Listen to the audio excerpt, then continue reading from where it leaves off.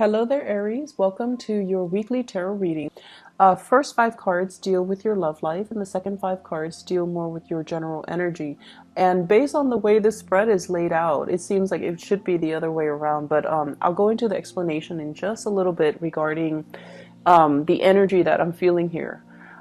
First of all, let's talk about your love life here. We have the Seven of Cups, and the Seven of Cups is usually internet-based types of dating, the fantasy, wondering what could be, and kind of imagining and fantasizing about what it would feel like to date a specific person, okay?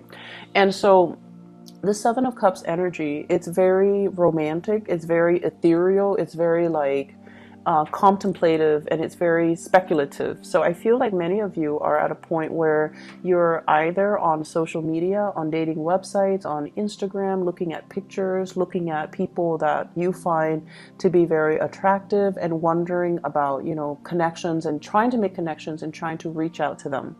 We have as well the Death card, and the Death card is a card about growing up. It's about kind of like a maturation or a change in your energetic vibration. So you're no longer at a point where you're fantasizing. I feel like you're reaching out, you're trying to make things a reality, and there is heavy communication between you and another person. Based on this spread, I feel like very strong Scorpio energy, and for some reason, Scorpio and Aries people are really magnetically drawn to each other.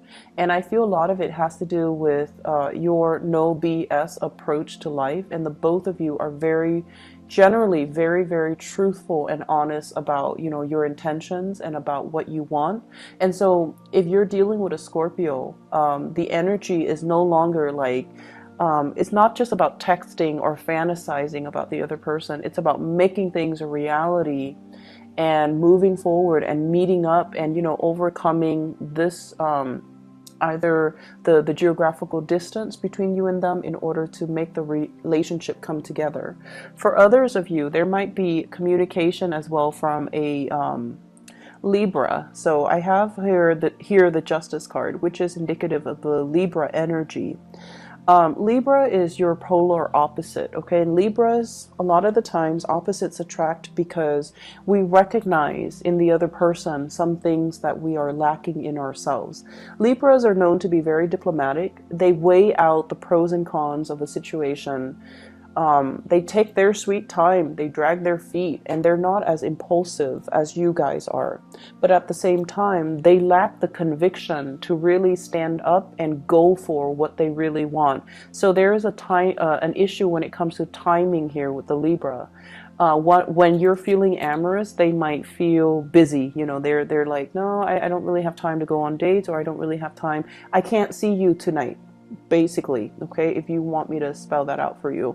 And then with the Scorpio energy, it's more like they're a lot more accommodating, and it seems as if the energy is very strong. The chemistry, the attraction is really strong here with the Scorpio, where even despite their busy schedule, they will still make the time to come see you. So I feel like the level of devotion, you have a lot more coming from the Scorpio rather than the Libran person. The Libra person might also have other options that they're looking at. So this is a card here about, giving their energy, time and resources and love and affection possibly to two people. You could be the one doing this, choosing between the Scorpio and the Libra, or the Libran person can be the one doing this, where they are devoting their time between you and another person. This is a card about child support and alimony as well. So I feel as if some of you might be in a situation where you're dealing with somebody who has another family. They still have responsibilities as a parent, and they might not have the time for you. So that, like, on the weekend, they might be with their kids and you're calling them to go out, and they're telling you, I have the kids. That might put a little bit of a damper on your relationship. But I feel like, they're truthful about that.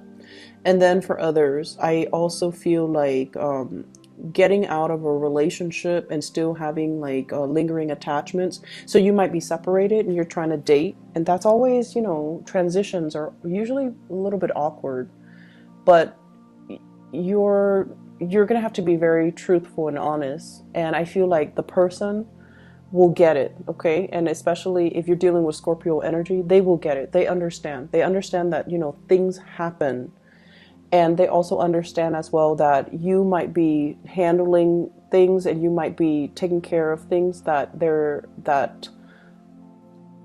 and you might not be ready just yet for that commitment, or you are ready for the commitment, but they feel like you need to take care of these things first because these things are important. So they're looking at you as if, let's just, you know, date each other lightly and go from there. So I feel like many of you, lots of options, lots of dating, lots of communication, as well as multiple options that you're kind of choosing between. You have some really good options. The Six of Pentacles is usually a very good card. It means doing things the right way so that good karma comes back to you. So I feel like many of you are on the up and up. Many of you are open and honest with your relationship partner. So I don't see issues coming in here, okay? The second portion of your reading here, this deals heavily with other areas of your life, whatever is coming out, okay?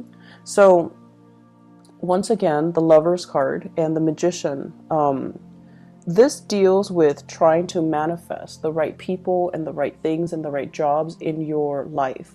However, the energy is heavily laced with relationships as well. So I feel almost like the cards should have been switched, but what I do feel overall, and let me talk about your energy first, because then, you know, it'll be easier to explain.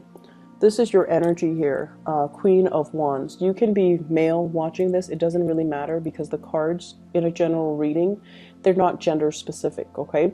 So this is you having worked your way up, okay? So I feel like many of you have worked really hard. You're seen as somebody that is able to get things done. You're seen as somebody who is kind of like, who's a self-starter, who takes initiative, who gets work done, who other people can rely on. You also synthesize knowledge really well. So it's not just about doing what you're told, taking orders. You're able to show a lot of good leadership capabilities. You're very intelligent, and you're almost like, I'm seeing somebody that are some Aries people that are watching this that are really, really young, but that are very successful in their field. And a lot of it has to do with the fact that you take initiative, you put your name out there, you help other people around you. And so your supervisors, your manager, people in your work environment know that you're very capable and you don't shy away from hard work. You don't mind getting your hands dirty. You get things done and you can juggle multiple responsibilities without breaking a sweat. So I feel like many of you are very young, but incredibly successful in your field, okay? And I'm seeing here with the Magician, this is a big card about going to school, learning, getting the degrees, getting the diploma. And I would never dissuade somebody from going to school. I would never, you know, if anything, I feel like education is one of the best investments that you can do for yourself. So many of you are at a major crossroads right now in your career. If you want to advance in your career with the Lovers, this is like crossroads choices. I feel like for many of you, you've worked your way up, right? Without needing that diploma, without needing that career, and you've made it, and you're at a point where you're very happy. Financially, things are really good for you, and you're managing possibly other people. You're very solid where you are. But in order for you to advance, you might have to go back to school. You might have to get that diploma. You might have to get that certificate, whatever it is, because it gives you credibility. Not that you're not credible with your energy, but the way society is structured, you might need that diploma in order to gain visibility and credibility, in order to be seen as somebody that, you know, can be in charge. So I feel like the obstacle to you in a supervisory position or a managerial position or even a higher position might be the education that you have under your belt. So if that's something you're contemplating and you're looking at it, so I feel like you know, okay, you know this is something that you need to do. You've been dragging your feet and you've been kind of impatient about it, but I feel like the time is now for you to really look at that and to give it, give it like serious thought, because I feel like your career breakthrough is going to be tremendously high. I also see a situation where your education might even be subsidized, because of where you work. They might give you tuition reimbursement. They might subsidize your education so that you don't need to pay an arm and a leg for tuition. So really talk to human resources. Look at into tuition reimbursement and see, because I feel like it's calling out to you. It's calling your name, or it's got your name on it. So if you go for it, you're going to receive financial assistance in the work environment. Okay, so that's just something to think about. Likewise, the first two cards here, we have the Knight of Cups and the Seven of Swords with the Lovers. I feel like there's a sneaky behavior in your work environment, and there are people that, they don't really deliver. They don't really work to their capacity. Calling out sick when they're hungover, for example, it's a matter of personal responsibility, right? Like, it's a Sunday night, you have work on Monday, so you probably shouldn't be out drinking. But I feel like there's somebody here in the environment where they're a little bit flaky, and they call in sick, and you, as the supervisor or the person who's in charge of scheduling, that they're not technically sick. So do you give up this information to your supervisor, or do you just help them, like cover for them? You have very strong sense of loyalties to friends as well. A lot of fire signs do. But I also feel like you have a very low tolerance for BS. You have a very low tolerance for BS. So if this is the case, don't create this pattern of dependency where the other person asks you to cover for them for bigger and bigger and bigger lies, okay? Just put an end to it, put a stop to it, or just, give them the cold shoulder and just be like, we can be friends outside of work, but when we're at work, don't ask me to lie for you. That's, messed up, okay? So I feel like there's a lot of the energy in the work environment. It's just a lot of young people, a lot of irresponsible antics that you have to contend with for this week. And I also feel like turning a blind eye, it's going to be, or, giving them the cold shoulder, not so much turning a blind eye, but turning away from it so that you can be more in alignment with doing the right thing and taking care of your professional image rather than associating with people who might be like this, okay? So you have some major decisions to make when it comes to friends and co-workers.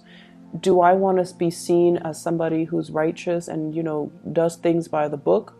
Or do I want to be dragged into this situation where people are being inappropriate at work, or friends are kind of conniving, backstabbing, and lying to each other? So really re-examine your friendships and your relationships for this week, all right? I'm going to leave it at that. I just feel like there's a lot of communication between you and another person long distance, and I feel like there's a big sense of reciprocity, big sense of friendship, big sense of potential. So aim for people that are more in alignment with your own truth and your own values. All right. I hope the reading is helpful, Aries, and I'll talk to you guys soon. Take care. Bye-bye.